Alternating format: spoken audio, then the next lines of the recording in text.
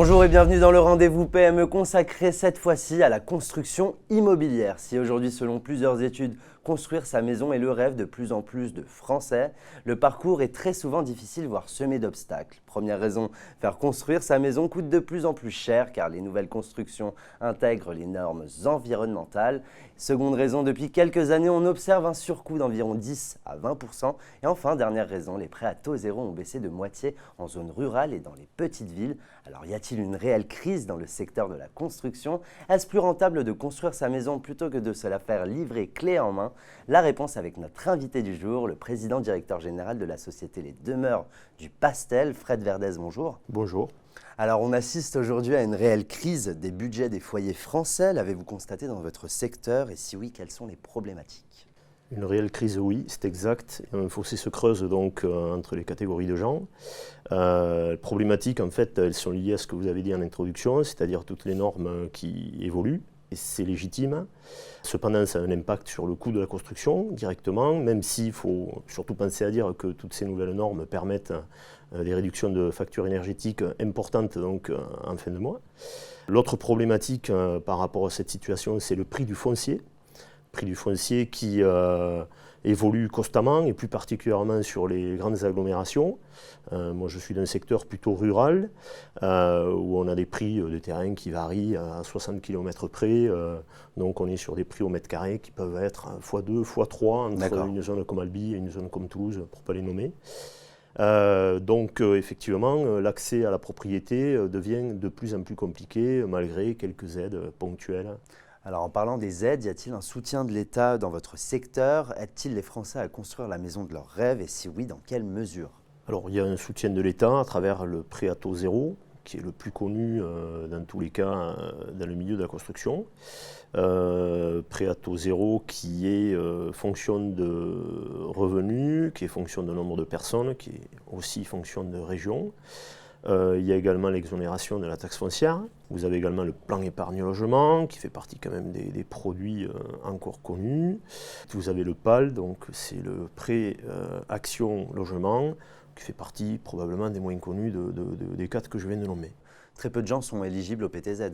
Alors, peu de gens sont éligibles encore au PTZ, il faut être primo-accédant, mais le PTZ, en étant primo-accédant, ne nous permet pas de s'acheter un terrain à 1500 m² et de faire une maison en surface habitable à 200 m².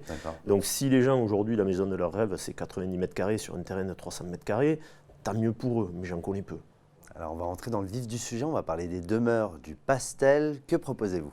Alors ce que je propose, clairement, j'ai quand même pas de baguette magique, il faut bien le savoir. Ce que j'aimerais plutôt que de proposer, c'est qu'il y ait un encadrement qui soit beaucoup plus rationnel.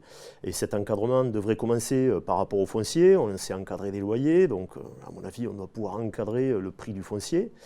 Et puis surtout, je pense que pour le consommateur, parce que c'est vraiment le premier que l'on doit protéger, c'est surtout donner une carte d'identité au terrain qu'il achète, puisqu'en fait, les terrains, malheureusement, sont souvent avec des surprises. Donc il faudrait rendre obligatoire une étude de sol fournie par le vendeur du terrain. Donc, ce qui permettrait de voir un client pouvoir se diriger vers quelque chose de fiable, parce que souvent les adaptations au sol sur une construction sont contraignantes financièrement.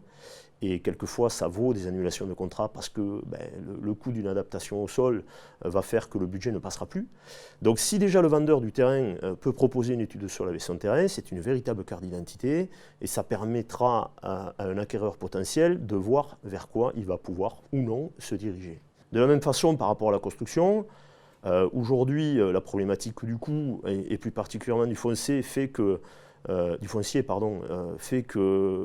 coût de la construction est quand même tiré vers le bas, il faut le dire. Et donc s'il est tiré vers le bas, vous savez, on pourrait le comparer au prix de la cigarette qui a fait x5, 8, 10 depuis quelques années. Et bien ça incite à quoi? Ça incite à avoir des ventes qui se font sous le manteau, qui viennent de l'étranger. En fait, tout ça, c'est frauduleux, quoi. Donc le prix de la construction est tiré vers le bas, les prestations sont tirées vers le bas, les façons de vendre sont tirées vers le bas, et dans tous les cas, la première victime, ça reste le consommateur. Alors d'ailleurs, sur votre site internet, vous vous improvisez également agent immobilier grâce aux petites annonces, c'est bien ça? Oui. Alors pourquoi ce choix répond-il à une demande précise? Alors, ce choix répond à une demande précise. D'abord, j'éclaircis un point, je ne suis pas agent immobilier, je ne souhaite pas l'être. Je suis par contre propriétaire foncier à travers une société de marchand de biens, ce qui me permet de proposer sur notre site internet quelques terrains. Nous sommes également partenaires avec des agents immobiliers ou des prescripteurs fonciers, des lotisseurs par exemple, sur lesquels nous avons des exclusivités. Ce qui nous permet de proposer des terrains qui sont fiables soit en termes de viabilisation, parce que c'est souvent un traquenard pour les clients, et qui sont fiables aussi en termes de sol, puisque ce sont des terrains sur lesquels nous exerçons des pré-sondages qui nous permettent de savoir vers quoi se dirige la construction en termes d'adaptation au sol. Il faut savoir par rapport à ça que aujourd'hui la loi de 90 met en avant un énorme manque, c'est que la loi de 90 couvre et est là pour sécuriser les clients, mais surtout et essentiellement par rapport à une construction. Et en fait, il y a quelque chose qui est très important, c'est qu'entre la construction et l'achat du terrain, il y a tout ce qui fait partie de ce qui est les raccordements, les empierrements de chemin d'accès. Là, il y a un fossé, en fait, qui est une nébuleuse et qui, par rapport aux commerciaux dans cette activité, n'est pas franchement maîtrisé, plus ou moins volontairement. Parce que souvent, entre le terrain et la construction, toutes les adaptations qui sont nécessaires génèrent des sommes qui peuvent être importantes. Quelquefois, elles sont oubliées. Donc on parle de sommes qui peuvent aller de 3 000 € jusqu'à 20 000 €. 20 000 € dans un budget, vous comprendrez que ça peut faire très très mal. Voilà, donc on préfère proposer des choses qui sont fiabilisées pour éviter ce genre de situation.